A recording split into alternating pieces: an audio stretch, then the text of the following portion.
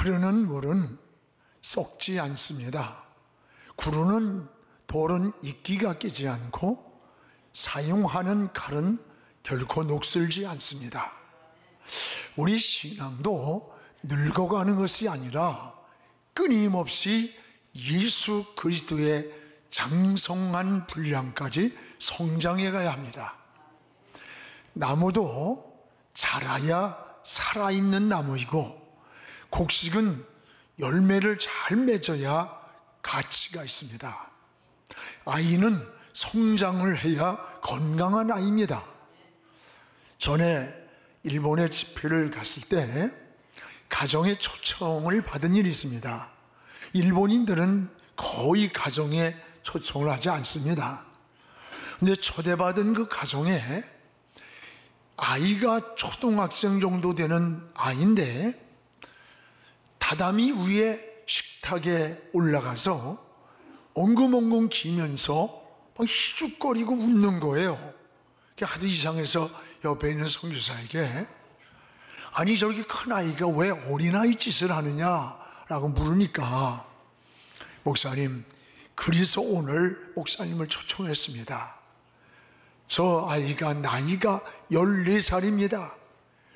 근데 인지 능력이나 지능은 자라지를 않아서 2살 정도입니다.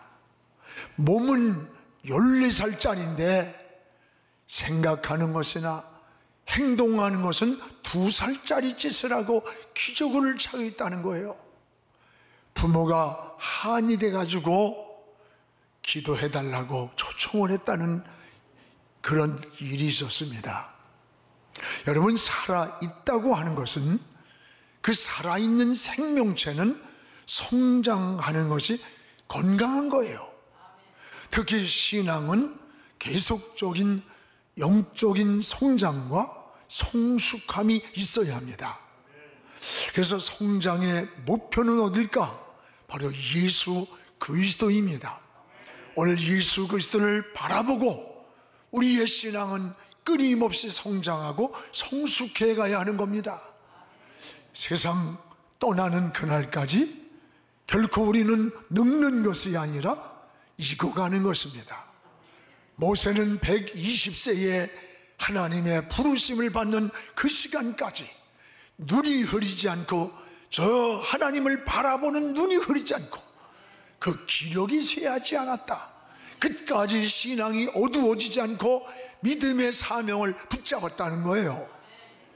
오늘 말씀에는 바울이 그리스도의 장성한 분량까지 충만하라고 했습니다. 우리 신앙의 궁극적인 목표 어딜까? 예수 그리스도입니다. 예수 그리스도의 분량까지 우리가 성장해 가야 하는 거예요. 사랑하는 여러분, 예수 그리스도의 분량은 그러면 어디입니까? 예수 그리스도의 성품, 예수 그리스도의 인격을 따라 신앙이 성숙해지는 것입니다. 그리스도를 저는 이 점이라고 생각하면, 우리는 그 점을 따라 그어지는 선입니다. 예수 그리스도를 점으로 두고 그 점을 중심으로 모든 줄을 그으면서 이어가는 겁니다. 여러분, 오늘 인생의 목표를 정해도, 내가 어떤 성공을 꿈을 꿔도, 비전을 품어도 예수 그리스도를 점으로 해서 그 점을 중심으로 모든 선이 이어져 가야 돼요. 인생의 방향도 주님이 중심이 되고, 성공의 방향도, 성공의 목표도 주님이 되어지는 것, 이게 신앙의 삶인 거예요. 오늘 말씀은 에베소서 9번째 강의인데, 이 에베소서는 교회론입니다. 위로 하나님을 어떻게 섬기고, 그리고 교회 안에서 어떻게 신앙생활해야 하는지를 잘 알려줍니다. 그래서 그리스도의 몸이신 교회 안에서 성도들이 영적으로 또는 환경적으로 직분을 따라 어떻게 은혜로운 삶을 살 수 있는지, 이걸 말씀하고 있습니다. 오늘 말씀에는 세 가지 내용이 나옵니다. 하나는 무엇보다도 교회의 직분자를 세우는데 왜 세우는지 그 목적을 알려줍니다. 오늘 11절에서 12절을 같이 한번 읽겠습니다. 그가 어떤 사람은 사도로, 어떤 사람은 선지자로, 어떤 사람은 복음 전하는 자로, 어떤 사람은 목사와 교사로 삼았으니, 12절에 이는 하나 성도를 온전케 하며, 두 번째 봉사의 일을 하게 하며, 세 번째는 그리스도의 몸을 세우려 함이라 라고 했습니다. 하나님은 사람을 세우십니다. 그리고 그 사람을 통해서 일을 하십니다. 여러분, 똑같은 직분이 아니에요. 각자 다른 직분을 우리에게 주셨습니다. 어떤 이는 사도, 어떤 이는 선지자, 어떤 이는 목사, 복음 전하는, 각자 다른 직분을 주셨어요. 왜 직분을 주셨는지, 그 직분을 주신 목적을 오늘 12절에서 세 가지로 소개하는데, 여기 하나는 성도를 온전하게 하라고 우리에게 직분을 주셨다는 겁니다. 다시 말하면 직분은 나 자신을 위해서 주신 게 아니라고 하는 것을 알아야 돼요. 나보다 신앙이 약하고 믿음이 약한 다른 사람을 세워주고 붙잡아주고 일으켜주라고 우리에게 직분을 주셨다고 하는 거예요. 먼저 믿는 우리에게. 그래서 나보다 신앙이 믿음이 약한 사람들을 붙잡아주고 그들을 세워주고 그들을 섬기는 것이 우리 직분의 본분이 되는 겁니다. 우리 여러분, 교회 직분은 사회적으로 무슨 직분이나 어떤 직책이 아니에요. 모두가 약한 성도들, 다른 성도들을 섬기라고 목사로, 장로로, 권사로 세우신 겁니다. 그래서 약한 성도들을 온전케 하라고 하나님이 직분을 주셨음을 늘 잊지 않기를 축복합니다. 또 하나 우리에게 직분을 주신 목적은 봉사의 일을 하라고 세우셨다고 했습니다. 일하라고 주신 게 직분이에요. 그러니까 우리의 직분은 바로 일꾼이 되는 거예요. 여러분, 일꾼은 뭐? 일하는 자예요. 일하라고 준 직분을 가지고 일을 해야 돼. 그런데 일꾼이 되지 아니하고 게으르든지 그러면 그 직분은 가치가 없는 거예요. 우린 달란트 비유에서 달란트를 맡길 때 주인이 떠나면서 한 가지 분명한 제재했습니다. 내가 떠나지만 반드시 결산하러 다시 온다. 그러면서 5, 2, 하나를 맡겼습니다. 다 열심히 했는데 한 달란트를 맡고도 땅에 묻어뒀어요. 이윤을 남기라고 맡겼는데 그 종은 주인이 돌아왔을 때 게으르고 악한 종이라 그랬어요. 그 맡겨진 직책에 게을렀다는 거예요. 그걸 악이라고 그랬어요. 그리고 맡겨진 달란트를 뺏어버렸어요. 오늘 여러분, 좋은 일꾼 되시기를 바랍니다. 오늘 좋은 일꾼은 일하는 자세가 중요한 거예요. 베드로전서 5장 2절에 보면 일하는 자세가 잘 나와 있어요. 우리 같이 읽겠습니다. 너희 중에 있는 하나님의 양무리를 치되 억지로 하지 말고 하나님의 뜻을 따라 자원함으로 하라. 그리고 더러운 이득을 위해서 하지 말고 기꺼이 하라. 2가지가 나와요. 억지로 하지 말아라. 또 하나는 더러운 이익을 위해서 하나님의 교회에서 일하는 게 아니다. 그런 2가지를 우리에게 제시하는 거예요. 그렇습니다. 오늘 사랑하는 여러분, 우린 우러나와서, 억지로가 아니라 우러나와서 자원함으로 주의 일을 하는 마음의 자세가 중요한 거예요. 제가 어렸을 때에 우리 집에 농사를 짓는데 모내기를 해요. 한 20명 일꾼들이 와서 손으로 모를 심을 때인데 우리 아버지는요, 아니 왜 이렇게 해가 빨리 넘어가? 해가 빨리 넘어간다고 그저 시간에 대해서 아쉬워하는 거예요. 똑같이 일을 하는데 일꾼들은 이놈의 해가 왜 이렇게 길어? 빨리 안 넘어가고 불평하는 거예요. 똑같은 하루 일인데 여러분, 종과 주인의 차이가 이렇게 다른 거예요. 주의 일을 할 때 여러분, 주인의식이 있어야 하는 거예요. 주인의식을 가지면 교회에 와서 일감이 눈에 보여요. 그리고 주의 일이 즐거운 겁니다. 그래서 여러분, 고린도 전서 4장 2절에 하나님의 비밀을 맡은 자들이 일꾼인데 그 일꾼들이 맡은 자들이 하는 일은 충성이다. 믿을 만한 사람, 신뢰할 만한, 맡길 만한 사람이 되는 거라는 거예요. 그리고 계시록 22장 12절에 가서는 일한 대로 내가 반드시 보상해 주겠다는 약속을 합니다. 그리고 여러분, 고린도 전서 15장 58절에 보면 이런 말씀이 나와요. 우리 같이 읽어봅시다. 그러므로 내 사랑하는 형제들아, 견실하며 흔들리지 말아라. 항상 주의 일에 더욱 힘쓰는 자가 되라. 왜? 이는 너희 수고가 주 안에서 헛되지 않은 줄을 알리라. 우리가 주님의 이름으로 주님 안에서 하는 수고와 헌신은 하나님 앞에 서는 날 결코 헛되지 않은 수고라는 거예요. 그렇습니다. 놀라운 사실은 전도 많이 한 사람을 보면 하나님이 그에게 구원받을 사람을 자꾸 붙여주는 걸 보게 돼요. 여러분, 봉사 많이 하는 사람은요, 축복된 봉사의 일감이 눈에 자꾸 보이는 거예요. 기도 많이 하는 사람은요, 기도의 능력을 체험하니까 기도 속에 깊이 들어가서 영권을 갖고 더 기도하게 되는 거예요. 하나님의 일하는 사람 보세요.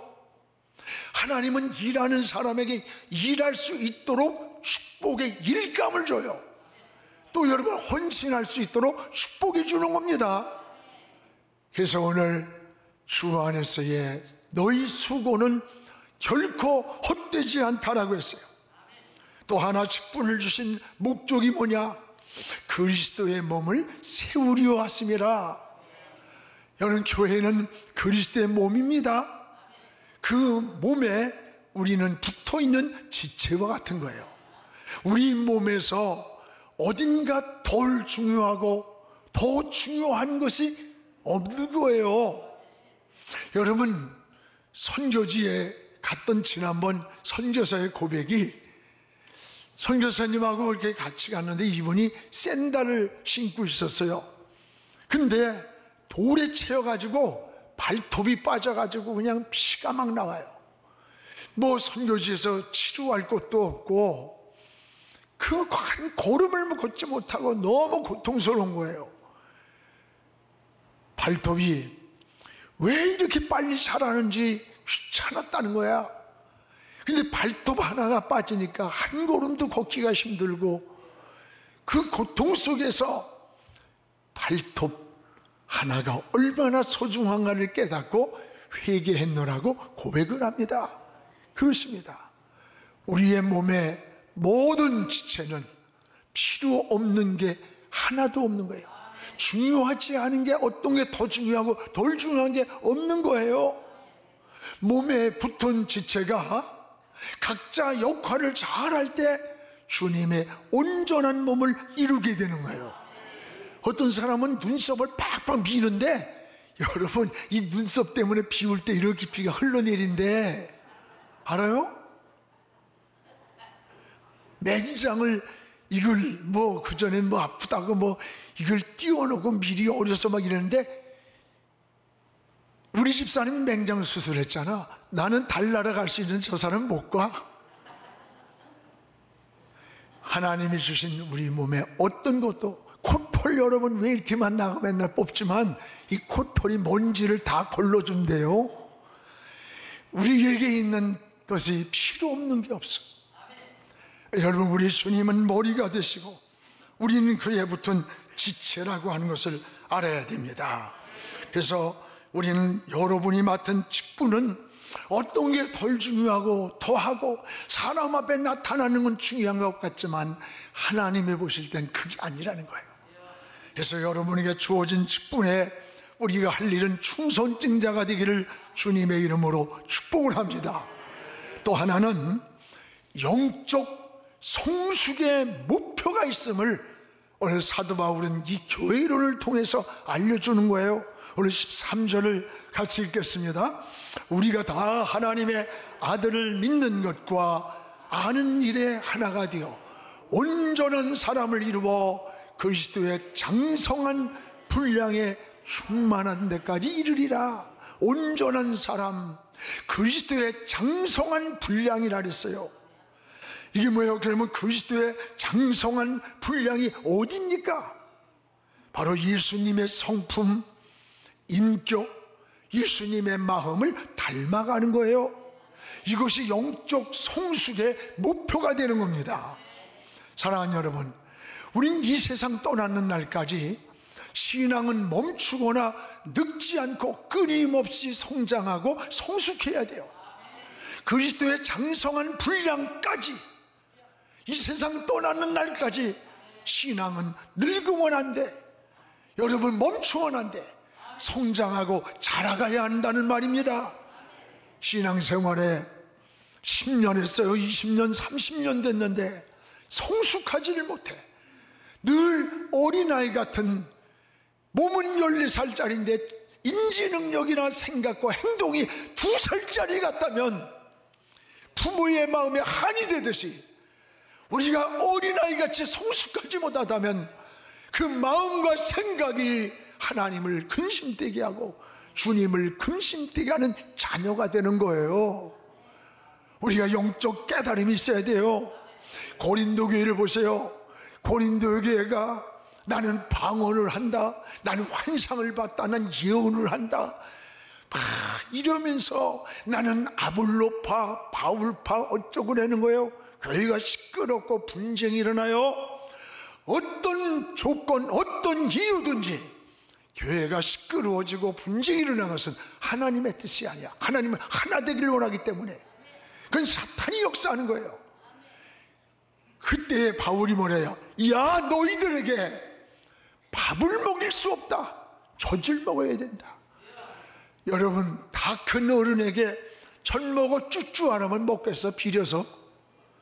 신앙의 영적인 모습이 어린아이 같다는 거예요. 성숙하지 못함을 지적하는 거예요. 오늘 14절에 어린아이의 모습이 나옵니다. 우리 14절을 한번 같이 읽겠습니다. 이는 우리가 이제부터 어린아이가 되지 아니하여 사람의 속임수 간사한 유혹에 빠지는 어린아이, 여러 온갖 교훈의 풍조에 밀려 요동하며 흔들리는 어린아이 같은 자가 되지 말라는 거예요. 그렇습니다. 여러분, 어린아이는 쉽게 속고 유혹에 빠져 넘어지는 거예요. 여기에서 속임수, 유혹이란 말이 뭐예요? 쉽게 속는 거, 넘어지는 걸 말하는 거예요. 지난번에 유해를 당했다가 정말 극적으로 그 아이가 살았어요. 그래서 너 왜 그 아저씨 따라갔느냐 했더니 사탕을 한 봉지 주더래. 좋은, 지가 좋아하는. 그리고요 10,000원짜리를 주더래. 그래서 따라가서 유괴를 당한 거예요. 이게 어린아이인 거예요. 어린아이. 오늘 어린아이는 이기적이고 자기점 중심이야. 왜? 어린아이기 때문에. 신앙도 어리면 이와 같다는 거예요. 이게 여러분 고린도 교회의 모습을 보여주는 거예요. 오늘 바울이 에베소 성도들에게 성숙한 신앙, 영적으로 성숙하고 신앙이 성숙하고 질서 있게, 우리가 하나님을 수직적이라면 수평적인 관계를 잘 맺고 성숙하기 위해 말씀, 기도, 섬김의 삶을 잘 가야 된다는 거예요. 이제부터 어린아이 같은 것을 벗어버리고 이제 어른스러운 성숙한 신앙으로 하나님을 섬기고 신앙을 섬기라는 권면입니다. 오늘 여러분, 이 권면이 저와 여러분을 향한 하나님의 권면이 되기를 주님의 이름으로 축복을 합니다. 또 하나, 교회는 그 머리가 누구냐? 그리스도라고 하는 거예요. 그래서 15절에 보면 교회의 모든 중심은 예수 그리스도가 되셔야 한다는 겁니다. 맞습니다. 오늘 15절을 우리 같이 읽겠습니다. 오직 사랑 안에서 참된 것을 하여 범사에 그에게까지 잘할지라. 그는 누구냐? 머리다. 그가 누구냐? 그리스도라. 이 교회의 머리가 누구냐? 예수 그리스도가 되는 겁니다. 여러분, 그래서 우리는 주님을 교회의 머리라고 하고 모든 중심은 그리스도가 되신다고 하는 말씀이에요. 머리로부터 인지 능력을 전달받는 거예요. 모든 지체가 움직이고 행동하는 거예요. 이 머리로부터 전달 기능이 마비되면 그때부터 지체는 불구가 되는 거예요. 사랑하는 여러분, 우리의 신앙을 다시 한번 돌아보시기 바랍니다. 우리의 신앙이요, 성숙한 신앙은 여러분 그리스도의 머리로부터 우리가 전달을 받고 모든 지체가 움직이는 것처럼 신앙도 마찬가지입니다. 성숙한 신앙은 그리스도를 중심에 움직이는 거예요. 그래서 이스라엘 백성을 보세요. 광야 지나갈 때에 항상 그 언약궤를 중심에 움직입니다. 언약궤 안에 뭐가 있어요? 아론의 쌍난 지팡이 생명이 있고, 만나 광야에서 양식이 있었고, 십계명이 들어서 갈 길과 사는 방법이 들었어요. 이 언약궤는 하나님의 임재예요. 이 언약궤를 중심에서 그들이 40년을 가는 거예요. 12지파가 3지파씩 동서남북에서 진을 치고 이 언약궤 위에서는 불기둥 구름기둥이 떠올라요. 그리고 이 구름기둥 불기둥이 움직이면 같이 움직이는 거예요. 행군을 하고 멈추면 하루 이틀 머물러 있는 거예요. 하나님이 가라 하면 가고 서라면 서는 거예요. 근데 놀라운 사실은 40년 동안 광야에서 걸어가는 동안 먹을 것, 입을 것, 마실 것 걱정 안 했어요. 하나님이 다 광야에 예비해 놓았던 거예요. 여러분, 이 광야길이 뭡니까? 오늘 저와 여러분이 걸어가는 인생의 행동거예요. 우리의 걸어가는 노정기에도 4,000년 전에가 아니에요. 오늘 지금 이 현장에서 저와 여러분을 위해서 하나님은 예비하고 있다는 거예요. 준비해 놓고 있음을 감사하시기 바랍니다. 우리는 어떻게 살아요? 주님이 머리가 되시고 여러분 그의 지시를 따르고 인도를 따를 때 하나님은 우리의 갈 길을 책임져 준다는 것을 감사하시기를 축복합니다. 또 하나, 우리 그리스도인은 어떻게 사는 겁니까? 오늘 여기 16절에 서로 지체의식을 가지고 살아야 되는 거예요. 지체의식입니다. 우리 16절을 한번 같이 읽어보겠습니다. 그에게 온몸이 각 마디를 통하여 도움을 받음으로 연결이 되고 결합이 되어 각 지체의 분량대로 역사하고 온몸을 자라게 하여 그 사랑 안에서 스스로 세운다. 온몸이 각 마디를 통해 연합이 연결이 되고 결합이 되고 또 하나가 된다는 거예요. 지체입니다. 우리는 주님의 몸에 붙은 지체입니다. 여러분, 서로 세워가야 되는 거예요. 그 중심은 머리가 되시는 예수 그리스도를 삼아야 돼. 생각을 해도 주님을 먼저 생각, 말을 해도 행동을 해도 중심에 주님이 생각이 되고, 그래서 주님 몸에 붙은 지체이기 때문에 그렇습니다. 여러분, 식사를 할 때 눈은 보기만 해요. 코는 냄새만 맡아. 손은 음식을 집어서 운반을 하는 거야. 야, 우리는 먹지도 못하고 이게 뭐 이런 일만 해 불평하고. 멈춰보세요. 온몸에 눈이 어두워지고 손이 힘을 잃고 주저앉는 거예요. 이게 여러분 남의 일을 하는 게 아니에요. 이렇게 하는 동안 지체의 역할이 온몸을 건강하게 만드는 거예요. 그렇습니다. 여러분, 이걸 연합된 지체의식이라고 그래요. 가정에서도 마찬가지예요. 여러분, 가족끼리 지체의식을 이걸 깨달아야 돼. 어떤 데는 어느 분이 그래요. 목사님, 나는요 뼈 빠지게 일을 하고 돈 벌어주는 기계야, 기계. 그러면서 화를 막 내면서 이야기를 해. 그래서 내가 기계요, 기계. 그 돈 벌어다 주는 기계 역할을 당신이 잘하기 때문에 가정이 움직이고 있고 자녀가 자라고 있고 가정 안에 생명의 역할을 하고 있는 거예요. 또 여자들도 그래. 목사님, 내 꿈은요 환상적인 꿈이 있었는데 세상에 시집 와보니까 밤낮 식구들 지치락거리하고 밥이나 하는 밥순이나 되고, 아니 이러고 내가 시집 왔나? 내 행복은 어디 있는 거니? 어리석은 소리 말아요. 여러분, 그게 바로 자기 행복이고 그 아내의 역할이 가정의 행복을 지금 이루고 있다는 것을 기억해야 되는 겁니다. 이 가족끼리 지체의식이에요. 성도들끼리도 서로 지체의식이 있는 거예요. 주방에 가보세요.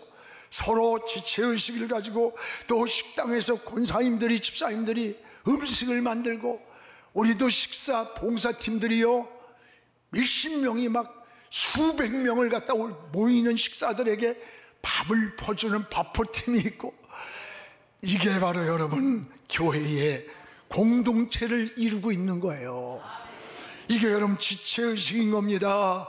사랑하는 우리 성도 여러분, 각자의 주신 직분을 일하라고 주신 거예요. 오늘 좋은 일꾼 되시기를 바랍니다. 우리 주님 반드시 다시 오십니다. 결산의 그날에 여러분의 수고와 헌신 우리 주님이 다 기억하시고 일한 대로 갚아주신다고 했어요. 여러분 주 안에서의 수고가 결코 헛되지 않다고 했습니다. 우리의 신앙은 늙어가는 것이 아니라 끊임없이 장성한 분량까지 성숙해 가야 합니다. 사랑하는 여러분이요, 서로 지체의식을 갖고 서로 붙잡아 주십시오. 서로 각자 맡겨진 역할에 충성된 자로 하나님 앞에 서시기를 주의 이름으로 축복합니다.